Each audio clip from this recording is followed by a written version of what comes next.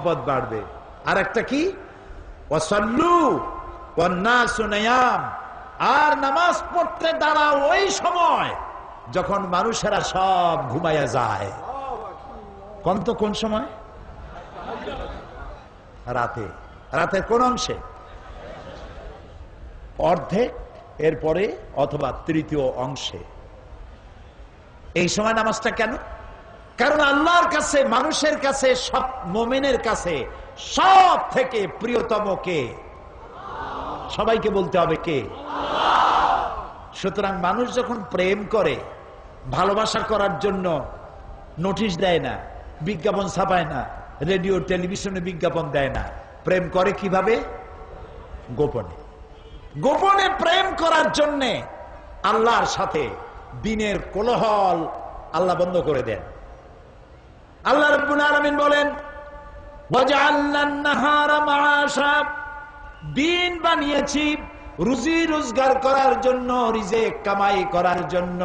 ওয়াজআলনাল লাইলা লিবাসা ওয়াজআলনা নাওমাকুম সুবাতা, রাত বানালাম আমি তোমাদের জন্য শান্তির বাহন করে, আচ্ছাদন দিলাম, ঘুমকে বাহন করলাম।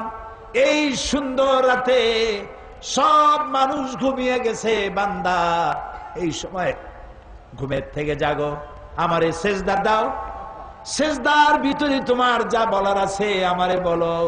আল্লাহ রাব্বুল আলামিন চতুর্থ আসমানে এসে যান অথবা প্রথম আকাশে আসেন। हर हमेशा देने को वो तैयार है, हर हमेशा देने को वो तैयार है, जो न मांगे उससे वो बेजार है। সব সময় দিতে প্রস্তুত আল্লাহ রাব্বুল আলামিন। যে চায় না আল্লাহ রাব্বুল আলামিন তার প্রতি নারাজ হয়ে যায়। গভীর রাত্রি সিজদার ভিতরে গিয়ে মানুষ যখন কাঁদতে থাকে, আল্লাহ রাব্বুল আলামিন ফেরেশতাদেরকে জিজ্ঞেস করেন, আমার ফেরেশতারা পৃথিবীতে মানুষ যখন সব ঘুমানো, আমার এই বান্দাগুলি কান্দে কেন, বান্দিরা কান্দে কেন? ফেরেশতারা বলে, রব্বুল আলামিন ওরা গুনাহ করেছে, তোমার কাছে মাপ চায়, জাহান্নাম থেকে মুক্তি চায়। আল্লাহ প্রশ্ন করেন, ওরা আমার জাহান্নাম দেখেছে নাকি, আমারে দেখেছে নাকি, বেহেশত দেখেছে নাকি? তারা বলবে না, দেখে নাই। রব্বুল আলামিন বলেন, ও আমার ফেরেশতারা, আমার এই বান্দাগুলি আমারে দেখে নাই, ফেরেশতা দেখে নাই, জাহান্নাম দেখে নাই, হাসর নসর কিছুই দেখে নাই, শুধু আমার কোরআনের কথা, আমার নবীর কথা বিশ্বাস করে যেভাবে তারা কাঁদতেছে, তোমরা সাক্ষী থেকে যাও, আমার এই ক্রন্দনরত বান্দাগুলিরে আমি মাফ করে দিলাম। সুতরাং নবীজির কথা মতো যারা সালামের প্রচলন করবেন, মেহমানদের খাওয়াবেন, রাতের বেলায় জেগে নামাজ আদায় করবেন, আল্লাহ রাব্বুল আলামিন তাদেরকে, নবীজি বলেন, তাদখুলুল জান্নাতা বিসসালাম, আল্লাহ তাআলা শান্তির সাথে তাদেরকে জান্নাতে প্রবেশ করাবেন। এই পৃথিবী হচ্ছে মানবতার কল্যাণের জন্য, মানব সভ্যতা বিকাশের জন্য, এই পৃথিবীকে সুন্দর করে সাজিয়ে গুছিয়ে রাখার জন্য আল্লাহ মুসলমানদেরকে দায়িত্ব দিয়েছেন। এটার নামই হচ্ছে ইসলাম। ইসলাম মানবতার কল্যাণ নিয়ে এসেছে, ভালোবাসা নিয়ে এসেছে, মোহব্বত নিয়ে এসেছে। ক্ষমতায় যাইয়া মন্ত্রী হবেন, এমপি হবেন, খাওয়ার চোটে এক একজনের পেট 3টা তরমুজের সাইজ হয়ে যাবে, এই জন্য ক্ষমতায় যাওয়া নয়। কিছু লোক আছে, হায় হায়, ক্ষমতা পাইয়া এমন খাওয়া খাইছে, পেটটারে এত মোটা করছে, কোন রুমের মধ্যে ঢুকতে হলে হাত দিয়ে দরজা খোলার দরকার হয় না, পেটের ধাক্কায় দরজার কাম সারা। আছে না এমন? আছে। হযরত ওমর রাদিয়াল্লাহু তাআলা আনহু রাসূলের শিক্ষায় শিক্ষিত, কোরআনের শিক্ষায় শিক্ষিত আমিরুল মুমিনিন, রাতের বেলায় ঘুরছেন, প্রজা পুঞ্জরা খাইয়ে আছে না না খেয়ে আছে, ইসলাম কারে কয়? তিনি দেখতে পেলেন একটা বাড়ির ভিতরে একটা পুরুষ বারবার ঢোকে আর বের হয়, ঢোকে আর বের হয়, গভীর রাত। গিয়ে প্রশ্ন করলেন, ভাই মিয়া, তুমি এই বাড়ির মধ্যে বারবার ঢোকে আর বাইর হও কেন, তুমি কেডা? কয় যে পথিক, আমি তো এই বাড়ির মালিক। তাই এইবার বারবার ভেতরে ঢোকার বাইরে হোক কেন? বলছে পথিক সে চেনে নাই আমিরুল মুমিনিনকে। বলছে আমার মতো বিপদে জীবনে কেউ পড়ে নাই। বলে কিরকম?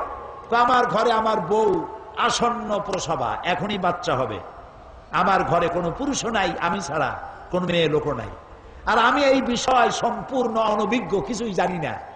আমার স্ত্রীর কষ্ট, আমার জীবন বেরিয়ে যাচ্ছে, আমি কোনো সাহায্য করতে পারছি না। হযরত ওমর রাদিয়াল্লাহু তাআলা আনহু বলছেন অপেক্ষা করো, দেখি আমি তোমার কোনো সাহায্য করতে পারি কিনা। গোটা পৃথিবীর অর্ধেকটা পৃথিবীর প্রেসিডেন্ট খলিফাতুল মুসলিমিন আমিরুল মুমিনিন দৌড় দিলেন। কিছুক্ষণ পরে একটি মেয়ে লোক নিয়ে আসলেন। বাড়িওয়ালাকে বললেন এখানে দাঁড়াও। মেয়ে লোকটিকে ভিতরে ঢুকাই দিলেন। কিছুক্ষণ পরে সেই মেয়ে লোক এসে আমিরুল মুমিনিনকে ডেকে বললেন, আমিরুল মুমিনিন, এই বাড়ির মালিককে বলেন আল্লাহ তাকে একটি পুত্র সন্তান দান করেছেন। পুত্রটিও সুস্থ, তার মাও সুস্থ। বাড়িওয়ালা তো আমিরুল মুমিনিন নাম শুনিয়া পায়ের তলা থেকে মাটি খসে গেছে।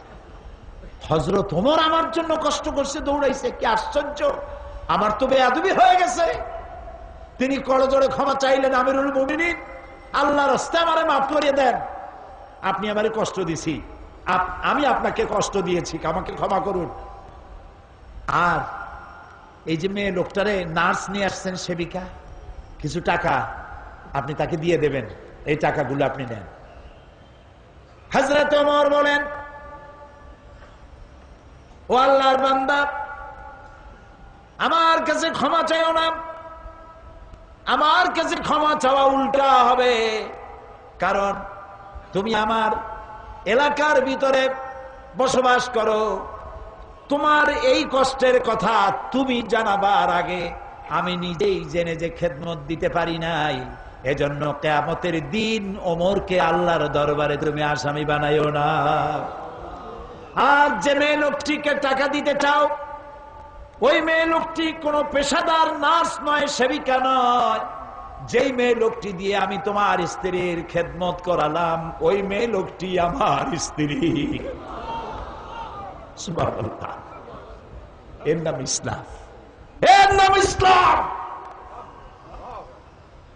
শুধু নামাজ রোজা হজ যাকাতের জন্য নয়, নামাজ রোজা কম্পালসারি ডিউটি।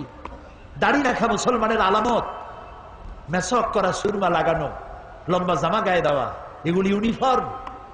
কিন্তু মূল স্পিরিট, আসল জিনিসটা হারায় ফেলেছি, খোলস হারায় ফেলেছি। মূল জিনিস হারাইয়া খোলস ধরে আছি। হ্যাঁ, পাগড়ি আমার দরকার, এটা আমার শেয়ার। আমার পাগড়ি প্রয়োজন, আমার টুপি প্রয়োজন, আমার দাড়ি প্রয়োজন, আমার লম্বা জামা প্রয়োজন, আমার তসবিহ প্রয়োজন। কিন্তু সব থেকে বড় প্রয়োজন ছিল মানব প্রেম।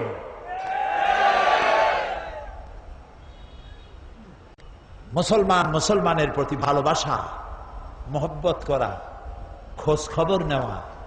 সে যদি আমার প্রতিবেশীও হয়, সে যদি আমার হিন্দু হয়, সে যদি খ্রিস্টানও হয়, তার খোঁজ নেওয়া, খবর নেওয়া।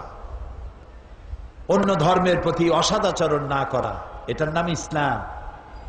আলহামদুলিল্লাহ, আমি আল্লাহ শুকর আদায় করি, আমার এলাকায় অনেক হিন্দু, অন্তত ৮০,০০০ ভোটার আমার এলাকা।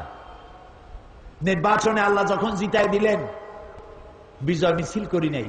আল্লাহরে বলছিলাম, আল্লাহ তুমি যদি দয়া করে তোমার গোলামকে জিতায় দাও, বিজয় মিছিল করব না, তোমারে লম্বা করে সেজদা দেব, শুকর আদায় করব। জনসভা করেছি এবং পুলিশকে নির্দেশ দিয়েছি, আমার এলাকায় অনেক হিন্দু আছে, যদি কোনো হিন্দু অত্যাচারিত হয়েছে, কোন হিন্দু রমণী অত্যাচারিত হয়েছে, কোন মন্দিরের উপরে নির্যাতন করা হয়েছে, ভেঙে দেওয়া হয়েছে, এই রিপোর্ট যদি পাও, যে মুসলমান করবে তাকে ধরে এনে লাইট পোস্টের সাথে বেঁধে ২৪ ঘন্টা পেটাবে, অন্তত ৬ মাসের ভেতরে যেন বাপের নাম তার মনে না আসে। আলহামদুলিল্লাহ, আমার এলাকায় হিন্দুরা, হিন্দু নেতারা আমার মঞ্চে দাঁড়িয়ে বলেন, বিগত ৮ বছর মায়ের কোলে সন্তান থাকে যেভাবে নিরাপদে, আমরা সেভাবে নিরাপদে আছি।